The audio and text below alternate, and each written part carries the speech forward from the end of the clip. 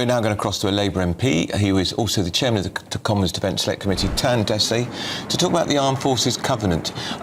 Tan, morning to you. Before we ask you about the Armed Forces Covenant, to explain what it is, can you just tell us what you make of Adrian Ramsey, who's the co-leader of Reform UK, who's just branded Reform UK far right? Co-leader of the Green Party. Co-leader of the Green Party, forgive me, yeah. Do you agree with that?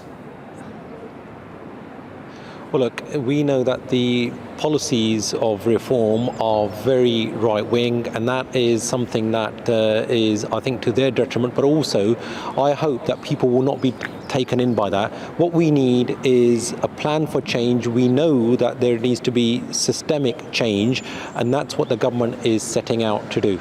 I'm interested. I genuinely don't think that necessarily the terms right and left are even meaningful anymore in 2025, Tan. I don't know what you mean. So just elaborate, if you don't mind, for a minute on that. What do you mean by the fact that they are clearly right-wing? Well, Bev, I think whether it's in terms of somebody is on the left or the right of the spectrum, I think for those of us who are engaged heavily in politics, I think we can understand the implications of when somebody is very right-wing or indeed Give me an example then of a policy, because I am also involved in politics. Give me an example of a policy then, just anything that you would consider to be right-wing these days. Well, look, if we take the left and right wing, you had the Green Party there. So in terms of them being very left wing, they would, for example, favour more of an open doors policy to immigration. Somebody who is very right wing would want more of a fortress Britain, so to restrict immigration completely. Somebody who would be more centrist would want to ensure that we have an immigration policy which benefits our country, and that we take into account the needs of businesses, the needs of the local community, the needs of our health and social care system, and much more besides. OK, so where would you sit on that particular debate? Because I think the majority of the people watching at home would like us to have much stricter border control. Well, look, I think the government has set out that it will be having a policy whereby we have control of our borders, we have managed migration, we look into the needs of businesses, of our elderly and vulnerable communities, into whether it's our health and education, our social care sector and others. So we need to make sure that the immigration policies of the government benefit our country. Which sounds like the right-wing definition you've just given us, Tan. No, I think in terms of for them, they want to completely stop or significantly curtail. I think we need to be mindful that we want to grow our economy. The number one mission of the government is to grow our economy. We also want to make sure that we hold the debate in a very sensible and sensitive manner, rather than just go after sound bites, which is what often Reform and others do. Let's talk without having the solutions. We will talk to you about the Defence Covenant, I promise you. But can I just ask you, first of all, tariffs?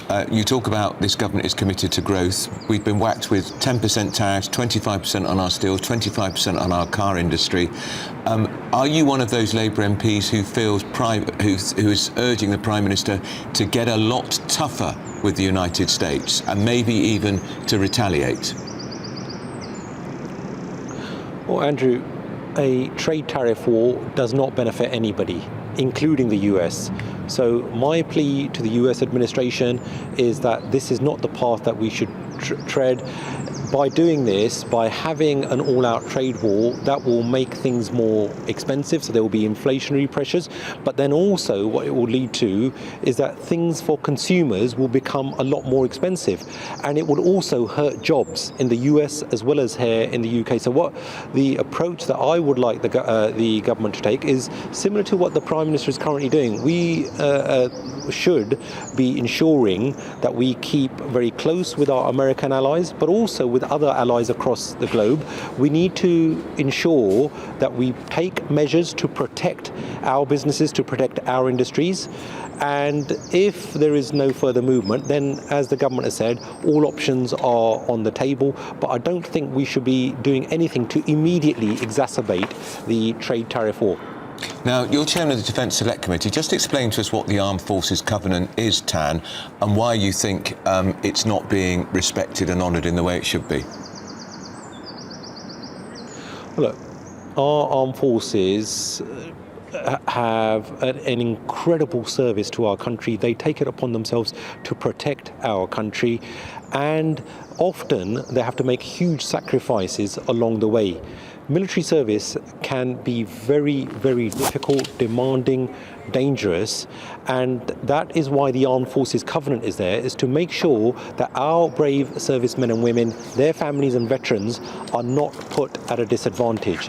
But what our Defence Committee inquiry into the Armed Forces Covenant found was that there was inconsistent implementation of the Covenant, and there is also a lack of understanding, not just in the wider society, but also amongst our service personnel about the benefits. So I think that what the government needs to do is to make sure that they comply with their manifesto commitment, which was to ensure that the covenant is fully brought into law, so that fuller, greater implementation of the Armed Forces Covenant, but also to make sure that none of our Armed Forces personnel are disadvantaged in any way because of their duty. Which kind of makes me, I'm putting myself in the minds of some of our viewers here, Tan, and they will also be saying, if we can find £5 million a day to put up asylum seekers, refugees in this country in hotels, why can't we look after our veterans with more care? Because so many of them end up homeless. Well, that's why it's incredibly important. As I said, the duty on us, and look, the main question for us, Bev, should be that our armed forces personnel, they do extraordinary things to keep us and our country safe. The question for us is, are we doing enough in our duty to protect and support them? And at the moment, I would say the answer is no. So what we need to make sure is that the current laws as they stand at the Covenant is properly implemented. Then we also need to make sure that the government actually extends the duty, that's the legal duty for due regard for our armed forces personnel, their families and veterans, and ensure that that is actually extended to other government departments and devolved administrations. Because what we found was various examples where, for example, in healthcare, if an armed forces personnel, if they're moving with their families from, say, Scotland to South England, or from abroad back to the UK, often they're at the back of the queue for their NHS treatment. Sometimes they cannot find places for their children in terms of schooling. They also have issues, for example, with gaining SEN provision, that's the Special Educational Needs and Disabilities provision as well. And that's just not good enough. And by the way, we had one example of an evidence given whereby military personnel were telling us that often they would do a major mission halfway up the country in order to get their NHS dentist appointments, because they found it so difficult to register for an NHS dentist when they moved to another part of the country. Okay, can I just ask you one more question before you go? We're watching the King and Queen Camilla here in Italy with David Lammy beside them. David Lammy has been a very vocal advocate of the UK paying reparations for what he sees as sort of former historical sort of crimes of colonialism, actually.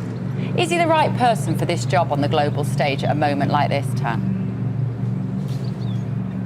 Well, look, I think the Foreign Secretary is doing an incredible job. I think over the last few months, he has basically not just put in the effort here in the UK, but to make sure that we strengthen our alliances across the globe.